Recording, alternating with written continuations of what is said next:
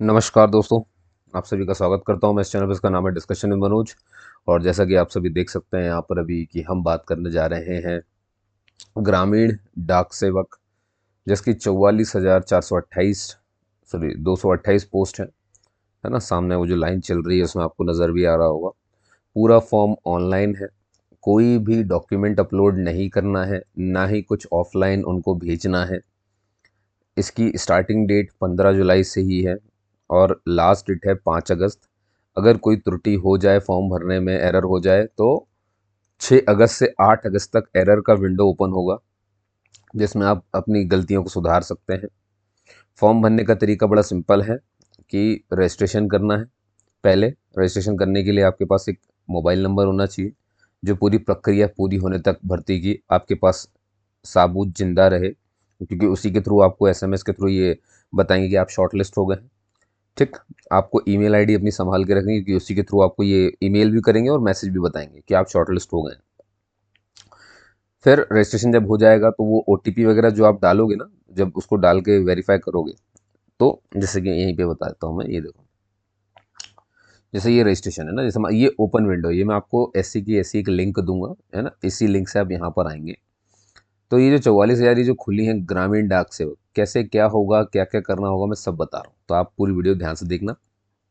एक बात और मैं बता देता हूँ आपको कि यहाँ पर ना ये जो आप स्टेट देख रहे हो, है ना, इसको कैसे पता करें कि कहाँ पर क्या है, मैं थोड़ा सा समझाऊंगा आपको, तो भी ज़रा ध्यान सुनना। और एक चीज़ और, मेरा एक इंस्टाग्राम पेज है डिस्कशन विद मनोज नाम से। और एक और चीज़ मैं बता दूं, क्या है, वहाँ पर मैं रील्स बना करके ये जो वीडियोज़ हैं इनकी जानकारी देता रहता हूँ। अगर इनके बारे में छोटा छोटा अपडेट आता तो वो उसमें मिल जाता, तो आपको मिल जाती जानकारी। दूसरा, तो आप वो भी चेक कर सकते हो, वहाँ जुड़ करके मुझसे डाउट भी पूछ सकते हो, यहाँ पे भी डाउट पूछ सकते हो, कमेंट पूछ के कमेंट में मुझसे डाउट पूछ सकते हो। और शॉर्ट्स देखते रहा करो, मैंने बहुत सारी वैकेंसीज बताई हुई है, उनको भी एक बार देखते रहा करो, है ना। किसी की लास्ट डेट निकल गई तो आपके हाथ से जॉब जाने के चांसेस ज़्यादा हो जाएंगे। तो अब देखिए ज़रा, आपको दिख रहा होगा, यहाँ पर भी ये आपको दिख रहा होगा ना, नोटिफिकेशन है, रजिस्ट्रेशन है, ये अप्लाई ऑनलाइन है ना। फिर भरने के बाद ऐसा नहीं कि अप्लाई करने का, यहाँ पर अपनी एप्लीकेशन का स्टेटस भी चेक कर सकते हो आप। तो पहला सीधा तरीका है, पहले रजिस्ट्रेशन करो, ऑनलाइन अप्लाई करो, फिर फ़ी पेमेंट करो। पेमेंट की फ़ीस जो है वो 100 रुपये है ना। और वो सिर्फ पुरुषों के लिए है, वो भी जनरल कैटेगरी के, ओबीसी के लिए और ईडब्ल्यूएस के लिए। ठीक है ना। जिनको छूट मिली वो एससी हैं, एसटी हैं, सारी महिलाएं, चाहे वो किसी भी कैटेगरी की हों, पर्सन विद बेंचमार्क डिसेबिलिटी है, इन लोगों को कोई भी फीस नहीं देनी है। बस जनरल लड़कों को, ओबीसी लड़कों को और ईडब्ल्यूएस को। ठीक है ना, ये आप ध्यान रखना है। ग्रामीण डाक सेवक, काफ़ी सारी पोस्ट है। तो अब आपको यहाँ पर ये देखना है कि आप कौन से स्टेट के लिए अप्लाई कर सकते हैं। मैं एक बार बता दूं आपको, आप सिर्फ किसी एक ही जगह पर अप्लाई कर सकते हैं। ठीक है ना। एक से ज़्यादा रजिस्ट्रेशन मत करिएगा, क्योंकि रिजेक्शन हो जाएंगे बाद में अगर ये पाया गया कि आपने एक से ज़्यादा रजिस्ट्रेशन किए थे। इसमें सबसे पहला जो चीज़ है जो किसी को करनी है वो क्या है, मैं बता देता हूँ आपको। प्रेफरेंस आपको देना पड़ेगा। हाँ, यहाँ पर प्रेफरेंस मांगी गई, जब आप फॉर्म भरेंगे ना तो अपने आप प्रेफरेंस मांगी जाएगी। ठीक है। और पोस्ट कैसे चेक करने में थोड़ी देर में आपको बता रहा हूँ। और यहाँ पर आ जाइए कि मैं यहाँ पर इनने जो क्वेश्चंस रखे हैं, जो बच्चों के डाउट होते हैं, मैं उसके ऊपर भी बात करूँगा आपसे। ठीक है। चलिए, अच्छा, जो अपलोड करना है वो है आपकी सिर्फ फ़ोटो और एक सिग्नेचर। फ़ोटो 50 KB से ऊपर की ना हो, जेपीजी फॉर्मेट रहेगा, और सिग्नेचर आपकी जो है 20 KB से ऊपर की ना हो, वो भी जेपीजी फॉर्मेट ही रहेगा। बस दो ही चीज़ अपलोड करनी है, ना ही कहीं कुछ भेजना है ना कुछ करना है। सारा फॉर्म जो है ऑनलाइन फॉर्म भरने का, उसका प्रिंट वगैरह आपको संभाल के रखना है। अब आइए, तो जब आप रजिस्ट्रेशन के लिए यहाँ से, है ना, ये आपने क्लिक किया, अब आपको ये विंडो नज़र आ रहा है, यहाँ पर देख लो ज़रा ध्यान से। तो देखो, है ना, पहले आप देखोगे इस वाले में मोबाइल नंबर, ईमेल, है ना, इनको करके फिर यहाँ पर देखो आप लिखा है वैलिडेट। वैलिडेट का मतलब होता है ओटीपी आएगा आपके पास, है ना। वैलिडेट ईमेल का मतलब होता है ओटीपी आएगा। तो यहाँ से मोबाइल नंबर वैलिडेट कर देंगे और ये तो ये पूरा भर देना है आपको। ठीक है ना। एलिजिबिलिटी ऐसी है कि कम से कम जो है बंदा, कोई भी, वो 10वीं पास होना चाहिए। 10वीं में जो है आपने हिंदी लैंग्वेज तो पढ़ी हो, है ना। अब ये स्टेट के लिए अलग अलग रहेगा।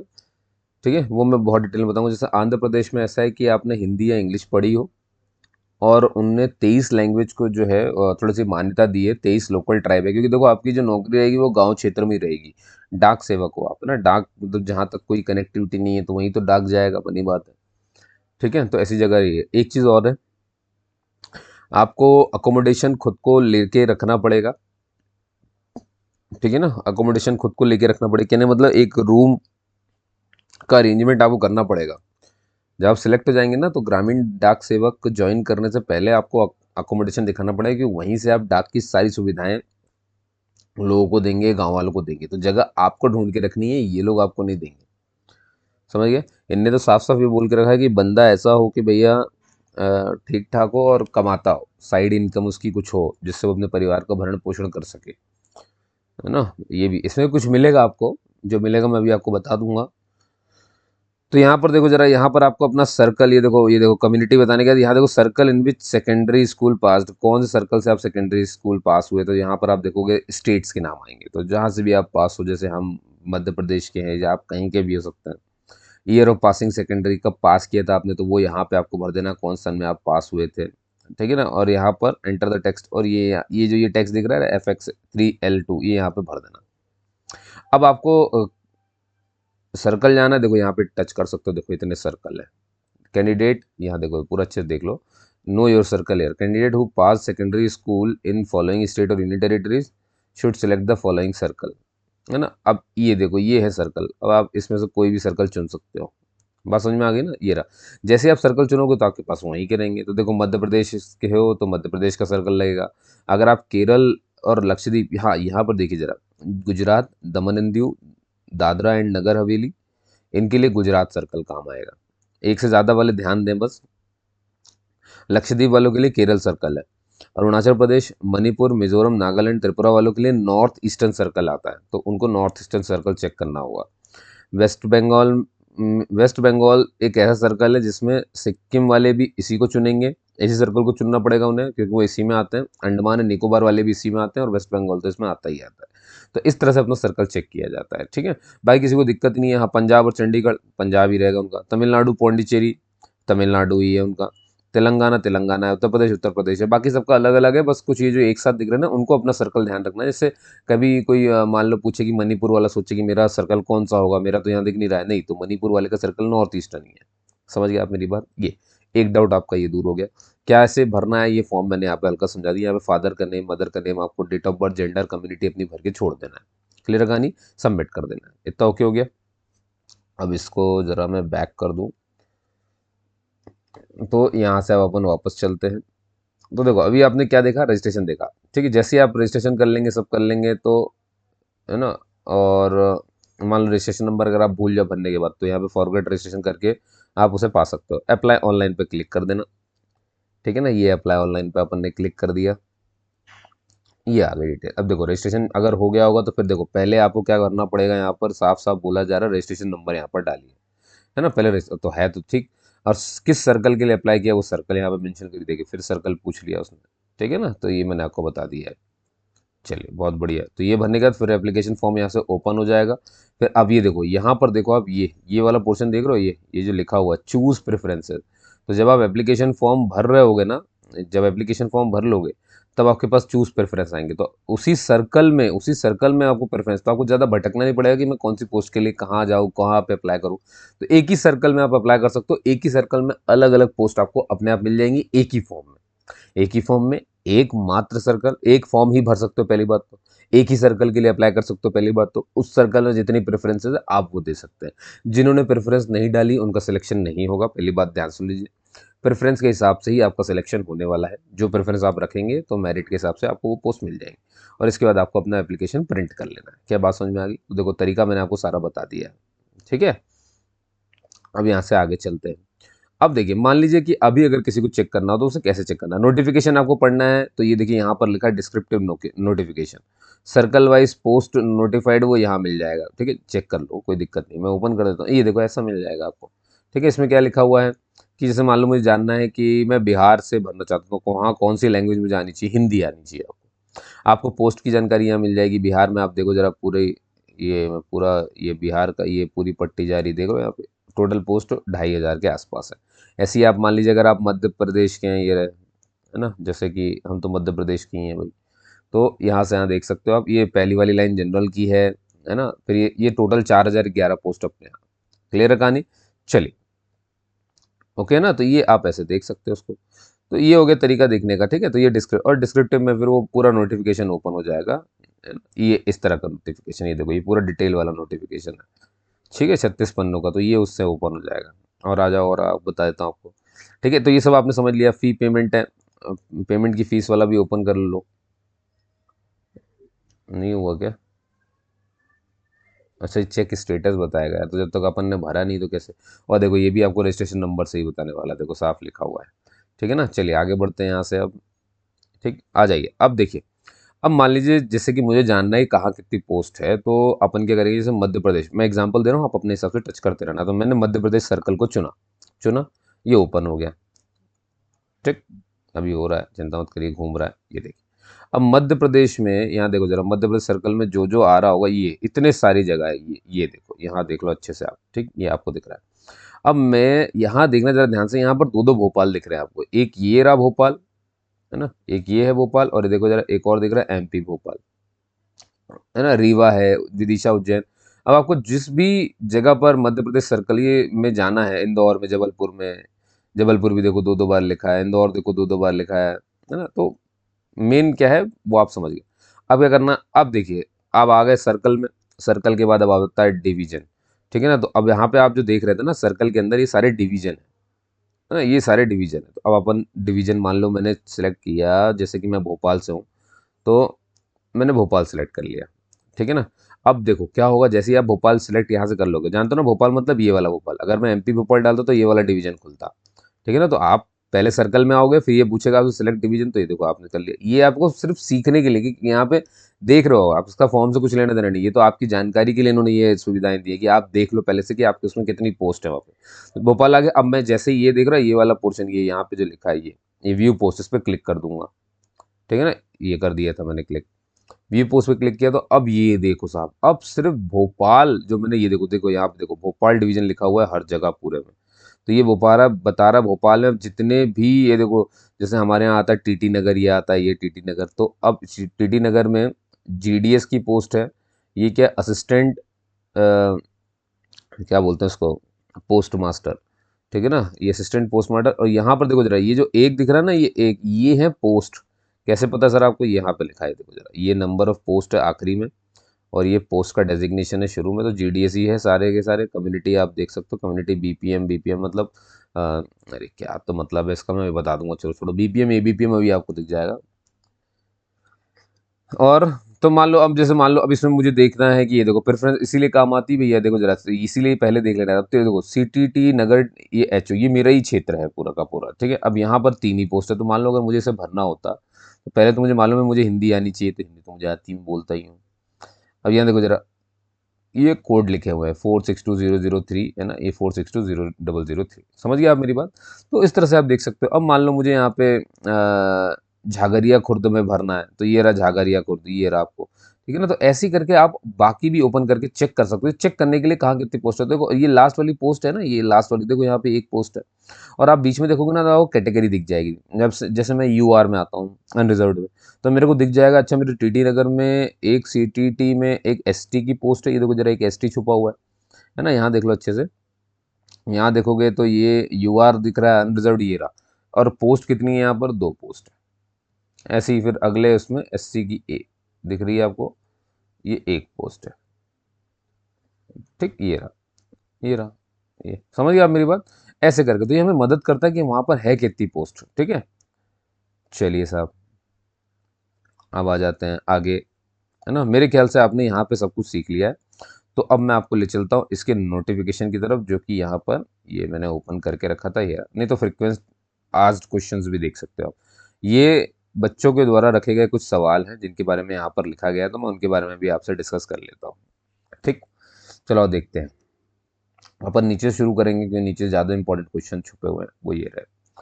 जैसे देखो यहाँ पर साफ साफ लिखा है, I have given a preference, इस क्वेश्चन को आप पढ़ो, यही है सबसे इंपॉर्टेंट, यही है मेरे भाई, है ना, ध्यान सुनना। I have given a reference preference to the post. How would my selection be made? तो मेरा सिलेक्शन कैसे होगा जो मैंने दिया, तो देखो यहाँ पर इन्होंने जवाब लिखा है कि भैया जो आपका सिलेक्शन है ना वो मेरिट के बेस में होगा और पोस्ट प्रेफरेंस आपने जो दी है उसके बेस पर होगा आपके डिवीजन में, ठीक है ना। और इसी से आपको मिलने वाला है आपको, ठीक। तो ये किसी बच्चे का डाउट नॉर्मल हो सकता है, आने दो पीछे। Whether I need to submit the hard copy, क्या मुझे कोई हार्ड कॉपी या प्रिंट आउट कहीं भेजना है, सबमिट करना है ऑनलाइन एप्लीकेशन के बाद, मतलब मुझे कहीं से डॉक्यूमेंट भेजना है कि अपना, किसी को साफ मना किया है। यहाँ देखो जरा, there is no need of submission of any application resume या कुछ भी टू एनी पोस्टल अथॉरिटी, कहीं पर भी किसी पोस्ट ऑफिस में कुछ भी ना भेजें, हमें कुछ भी भेजने की ज़रूरत नहीं है। आपको सिर्फ और सिर्फ वहाँ पर, है ना, जो भी बातचीत होगी आपसे, ये देखो साफ साफ बोला है, सारे कंफर्मेशन एसएमएस के माध्यम से होंगे कि आपने फीस भर दी, रजिस्ट्रेशन हो गया, ओटीपी सब उसी में से होना है, कुछ भी ऑफलाइन काम नहीं करना है, पहले बता दिया। अगला देखो यहाँ पर प्रोसेस क्या है, तो देखो प्रोसेस बता दिया हमने कि पहले आप रजिस्ट्रेशन करें, फिर आप ऑनलाइन सबमिशन भरें, फिर पोस्ट प्रेफरेंस दे दें वहाँ पर, और फिर पेमेंट कर दें, आपकी बात खत्म हो जाएगी, ठीक है ना। आगे चले जाओ। I am not able to find board and year of pass of my pass certificate to enter the marks. भाई किसी ने बोला कि मुझे ना अपने पासिंग ईयर नहीं मिल रहा है, I am not able to find the board, मतलब मेरा बोर्ड क्या है मुझे ये भी नहीं पता चल रहा है, और कौन से सन में मैं पास हुआ था मुझे ये भी पता नहीं चल रहा है, तो मैं क्या करूँ, है ना। Certificate to enter the marks क्या करूँ, तो देखो देखो क्या बोला, the board details are configured as the board information obtained by the respective circles, है ना, ये हो गया। In case some boards if the subject, in case some boards if the subjects are optional, मान लो किसी के में सब्जेक्ट ऑप्शनल रहते हैं, दो सब्जेक्ट मार्क्स एंट्री में नॉट बी रिक्वायर्ड, तो अगर कोई सब्जेक्ट ऑप्शनल है तो उसकी एंट्री जरूरी नहीं है। Similarly the board configuration is dependent on year of pass and basin on the on that only the board configuration will appear for marks entry. In case of board or year pass candidate is not available, they can refer the same to the respective circle for necessary solution. अब इन्हें साफ बोल दिया भाई, अगर आपके पास, आपको यही नहीं पता कि आप कौन सन में पास हुए थे, अब आप सोचेंगे ये कौन हो सकता है इसको ये ना पता। देखिए क्या है कि इसमें जो उम्र रखी गई है ना वो मिनिमम 18 है और मैक्सिमम 40 साल है। तो बनी बात है बड़े से मतलब काफ़ी पुराने लोग भी इसे भर सकते हैं, बुजुर्ग लोग भी, लगभग 40 साल, अब क्या होता है बुजुर्ग ही आ जाता है इंसान, है ना।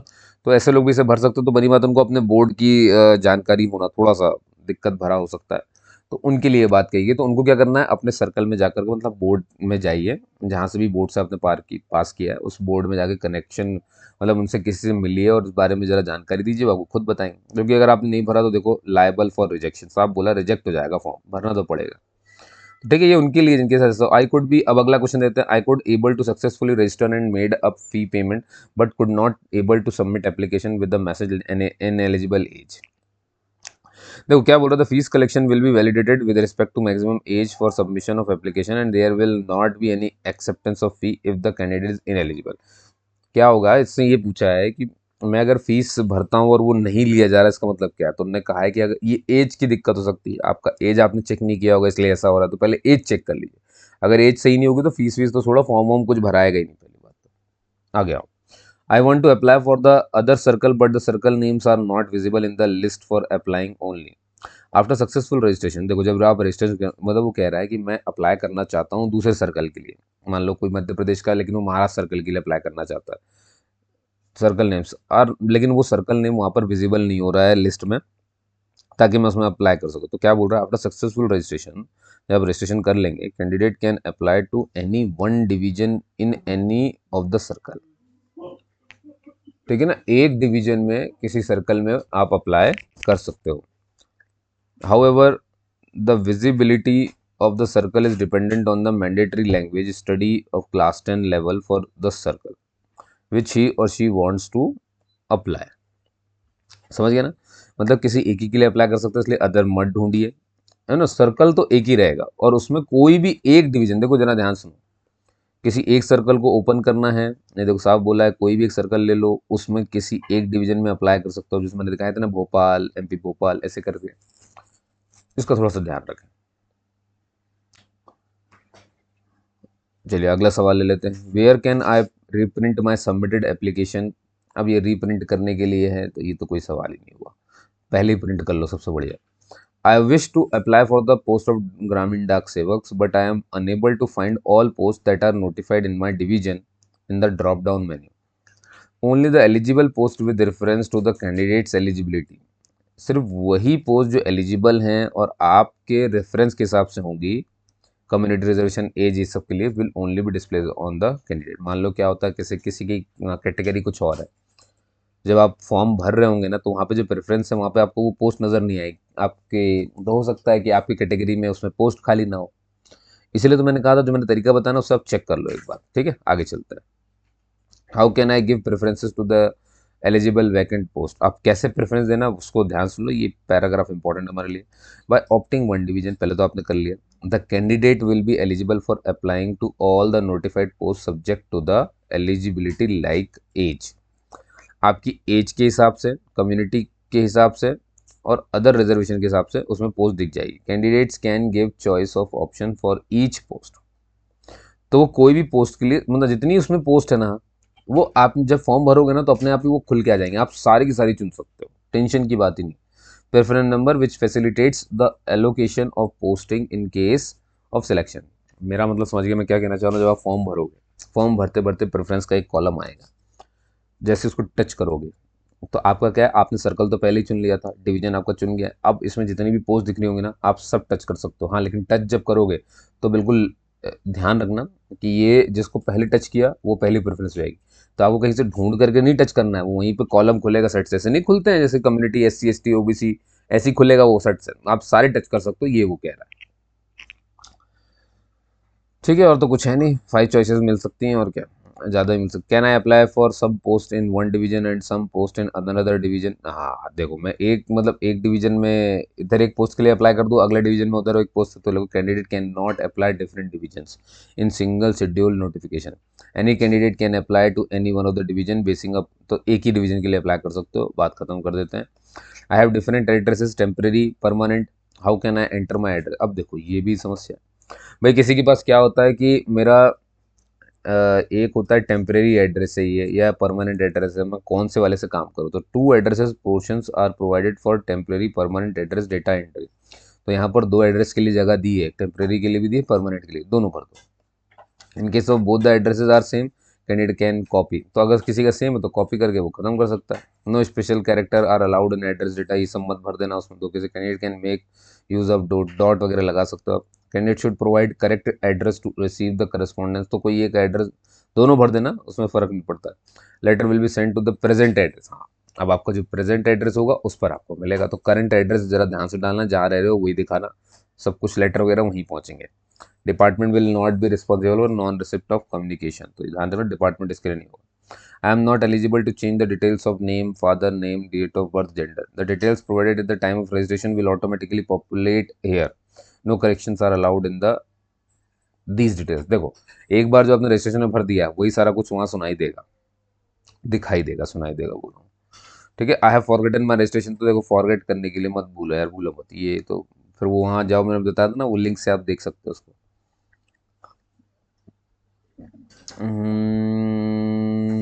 ठीक है, चलो यहाँ पर तो और तो कुछ नहीं आ रहा है यहाँ पर नज़र।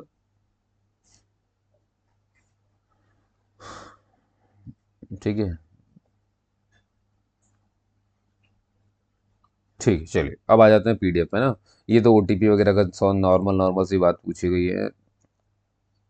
ठीक है, हाँ ये सवाल मैंने सारे देख लिए थे। चलिए, मेरे ख्याल से यहाँ पर मैंने आपको काफ़ी कुछ समझा दिया, ठीक है ना। अब ऐसे ही अब ये हिमाचल प्रदेश, मान लो किसी को चेक करना है, हिमाचल प्रदेश में चला जाएगा, इसमें इतने आपको ये डिवीजन दिख रहे हैं, है ना। अब इनमें से कोई एक मैं देखना चाहता हूँ शिमला में कितने हैं, तो मैं वहाँ पे व्यू पोस्ट कर दूंगा, ये देखो जरा, ये आ जाएगा भैया, है ना। अब आपको जिस भी क्षेत्र से हो, मान लो कोई बखोल से है तो बखोल में चेक कर ले, है ना। बसाधर से है तो वो ये चेक कर सकता है ना। यहाँ पर ये पोस्ट लिखी हुई है, एक एक एक एक एक एक एक एक एक एक, ये पिन कोड है इधर, ये सोचना भी नहीं पोस्ट है। और बीच में यहाँ पे कैटेगरी लिखी हुई है। क्लियर है कहानी।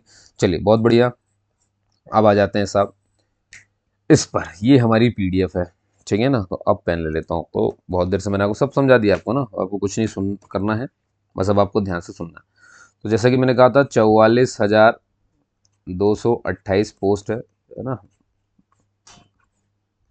ठीक, 18 से लेकर के 40 साल तक की एज, 100 रुपये की आपकी फीस, लेकिन सिर्फ ये मेल को भरनी है, जनरल के, OBC के, EWS के, ठीक, किसी कोई भी फीस नहीं देनी है एससी को, एसटी को, पर्सन विद बेंचमार्क डिसेबिलिटी को। अपना कम्युनिटी सर्टिफिकेट ज़रूर लगा सकते हो आप, ये रहेगा, है ना। बता दिया है मैंने। स्टार्ट डेट और एंड डेट भी अभी थोड़ी देर पहले ही मैंने बताया था। स्टार्ट हुआ है 15 जुलाई से और ख़त्म हो जाएगा ये 5 अगस्त को। ठीक है, करेक्शन का विंडो ओपन हो जाएगा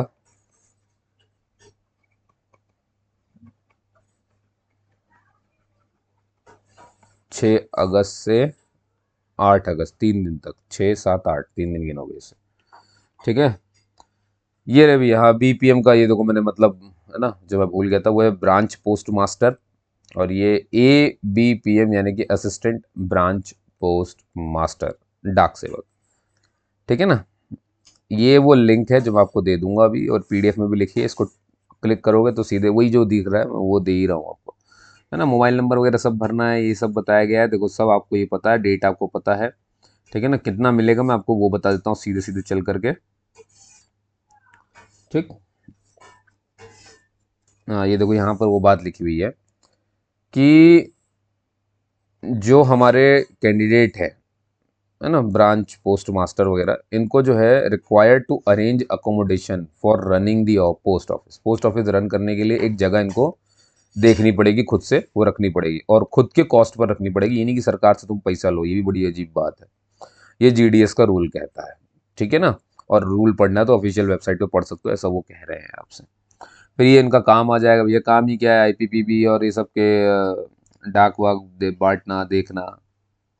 4 घंटे मिनिमम काम करना है रोज, साफ बताया गया है। और आप अपना कोई साइड में बिजनेस कर सकते हो, ये भी बता दिया इन्होंने, है ना। स्टाम्प बेचो, प्रोडक्ट वगैरह का प्रचार प्रसार करो, यही सब काम रहता है। और ये देखो जरा, हर साल आपका 3% बढ़ेगा, इसका ध्यान रखना। आपको सुविधाएं मिलेंगी, DNS अलाउंस की, GDS ग्रेचुटी सर्विसेज मिलेंगी, सोशल सिक्योरिटी बेनिफिट भी मिलेंगे, न्यू पेंशन स्कीम में भी आप आएंगे जो बाकी इंप्लॉयज़ को मिलती है। अब जो ब्रांच पोस्ट मास्टर है उसको जो मिलना है वो 12,000 से 30,000 के बीच में मिलेगा, है ना। तो वो तो बढ़ बढ़ के 3% नहीं बढ़ता वैसा। और जो असिस्टेंट डाक सेवक होता है उसको 10,000 से लेकर के 24,000 तक मिलेगा। देखो भाई, वीडियो शेयर कर दो, ये कि मैंने काफ़ी सारी जानकारी आपको बहुत डिटेल में बता दिया। अब आप सब जानते हो कि कैसे डाक सेवक काम करने वाले हैं। तो यहाँ पर कमरा मिलेगा नहीं, कमरा आपको ढूंढ के रखना है, उसका खर्चा आप देंगे, वहीं से सारे पोस्ट ऑफिस से काम होंगे। 18 से 40 की एज आपको पता है। छूट जिसको मिलती है, देखो 40 के ऊपर मिलेगी छूट, SC ST को 5 साल, OBC को 3 साल, EWS को कोई भी रिलैक्सेशन नहीं मिलता है कहीं पर भी। पर्सन विद बेंचमार्क डिसेबिलिटी में अगर आप जनरल से हैं तो 10 साल, और अगर दिव्यांग में आप OBC से हैं तो 13 साल, और दिव्यांग में अगर आप SC ST से हैं तो 15 साल की छूट मिलेगी। तो ये सब छूट काहे में मिल रही है, ये सब 40 में प्लस करना है आपको। 40 में 5 प्लस करेंगे तो SC ST की मैक्सिमम एज आ जाएगी, 3 प्लस करेंगे तो OBC की मैक्सिमम एज आ जाएगी, 10 साल प्लस करेंगे तो दिव्यांग में जनरल की आ जाएगी, 13 साल प्लस करेंगे तो दिव्यांग में OBC की आ जाएगी, और 15 करेंगे तो दिव्यांग में SC ST की आ जाएगी मैक्सिमम एज। ठीक है, education qualification for engagement of GDS is secondary school examination pass certificate. अब ये तो यही है कि 10वीं पास होना चाहिए, मैथ्स और इंग्लिश में आप अच्छे से पास हुए हों, वो पासिंग मार्क्स भी भाई ज़रूरी होता है। कोई जो जिस भी आप सर्कल के लिए भर रहे हो, जैसे मान लो सर्कल में मध्य प्रदेश के लिए भर रहा हो तो यहाँ पर हिंदी चलती है, तो ऐसी आपको अलग अलग देख लेना है ना, कि जैसे महाराष्ट्र में कौन सी वाली चलती है लैंग्वेज, तो वो जो भी लैंग्वेज वहाँ चलती है ना वो आपने 10वीं में पढ़ी हो, 10वीं तक पढ़ी हो। जैसे हमने मध्य प्रदेश में हिंदी 10वीं तक पढ़ी हुई है, तो अब मैं इसे भर सकता हूँ, मैं एलिजिबल हूँ। लेकिन आपने मराठी नहीं पढ़ी है तो फिर आप एलिजिबल नहीं है, तो फिर आप महाराष्ट्र का नहीं भर पाओगे, ये इसका मतलब होता है। ठीक है, तेलुगु नहीं है तो फिर वो दिक्कत हो जाएगी, है ना। और आंध्र प्रदेश को मैंने बता दिया था आपको, वहाँ पर जैसे हमारे मध्य प्रदेश सिर्फ हिंदी है, आंध्र प्रदेश में उन्होंने 23 ट्राइबल लैंग्वेज को जो है सिलेक्ट किया हुआ है थर्ड लैंग्वेज के रूप में। मतलब थर्ड लैंग्वेज क्यों, तो पहली कौन है, एक हिंदी है, एक इंग्लिश है, और थर्ड आपकी लोकल 23 हैं। तो इनने कहा है कि आपने 10वीं तक हिंदी इंग्लिश में से कोई एक, और साथ में इन 23 में से कोई एक पढ़ी हो, तो आंध्र प्रदेश में आप अप्लाई कर पाओगे। ठीक है ना, थोड़ा सा ध्यान रखना है इस बात का जो मैंने बताया आपको, 10वीं तक के लेवल पे। इसके अलावा कुछ क्वालिफिकेशन है, जैसे कि नॉलेज ऑफ कंप्यूटर होना चाहिए, साइकिल चलाना आना चाहिए, चलाते हैं, और देखो खुद का जीवन चलाना आना चाहिए बिना इस नौकरी के। मतलब डाक सेवक पर आप आधारित ना रहें कि इसी की सैलरी से आप अपना परिवार चला लेंगे, ये तो खुद सरकार बोल रही है। मतलब अपना ढूंढे रहो, कुछ करे रहो, तुम्हारे पास खुद का बिजनेस हो, तुम कमाते हो, पहले से ही कहीं हो काम कर रहे हो, अब सवाल यही है ना कि ये कौन करना चाहता है, इसको साइड इनकम की तरह आपको लेना है। कैसा लेना है? साइड इनकम की तरह लेना है ना। चलो देखता हूँ, मुझे भी देखना पड़ेगा इसको, लगता है। हम्म, वैसे ये अच्छा है, बुरा नहीं है। 10वीं में अच्छी परसेंटेज आया हो तो आप कर सकते हो। साइकिल लेनी है, एक रूम ढूंढना है, रूम है ये है, बस चिट्ठी आए और बांटने निकल जाओ। 4 घंटे का मिनिमम काम बताएं ये लोग, है ना, 4 से 5 घंटा। देखता हूँ मध्य प्रदेश सर्कल का मैं भी, मुझे लगा तो अपन भी भर भुरा के डाक बांटेंगे। और अगर तुम लोग भोपाल के हो तो बस ठीक है, डाक वक्त तो मिल ही जाएगा आपको। खैर, ये तो हुई काफ़ी सीरियस बात। आ जाइए आगे चलते हैं और देख लेते हैं। हाँ, दिव्यांगजन में से कौन कौन अप्लाई कर सकता है उसी बात करते हैं ना। यहाँ पर एक मच्छर है जो मुंह के सामने ही उड़ रहा है। अब देखो, लो विजन हो गया। लो विजन वाले, जो डीफ हैं, जो हार्ड ऑफ हियरिंग हैं, वो लोग इसे भर सकते हैं। एक हाथ वाले, एक पैर वाले, लेप्रोसी क्योर्ड हो गए, बौनापन जिनको है, एसिड अटैक जो विक्टिम हो गए, जिनको एसिड फेंक दिया गया जिनके ऊपर, वो लोग, है ना। ये भी बड़ी दुविधा की बात है। Specific learning disability, intellectual disability, ठीक है। तो ऐसे दिव्यांग जन जो हमारे भाई बहन है वो इसे अप्लाई कर सकते हैं।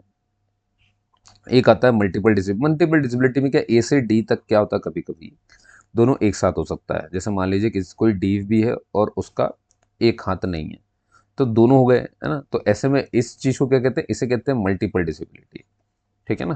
तो हमारे दिव्यांग भाई बहन थोड़ा सा ध्यान रखें, आपके लिए अच्छी अपॉर्चुनिटी हो सकती है। किसी के लिए हो नहीं हो, आपके लिए तो बहुत बढ़िया है, ठीक है ना। क्योंकि अपनी सर्कल में वहीं पर रह करके आप ये काम कर सकते हो। 4 घंटे काम करना है तो बिना हेडेक के आप ये कर सकते हो, और खुद ही का रूम रहेगा, है ना। बढ़िया है, कोई बुराई नहीं है इसमें।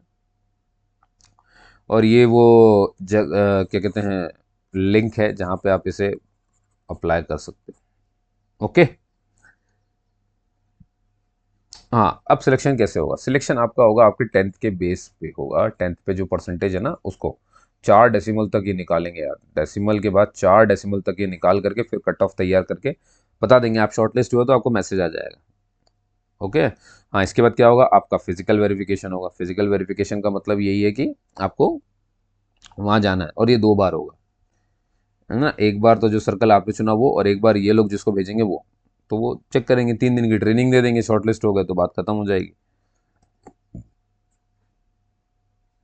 ठीक है ना।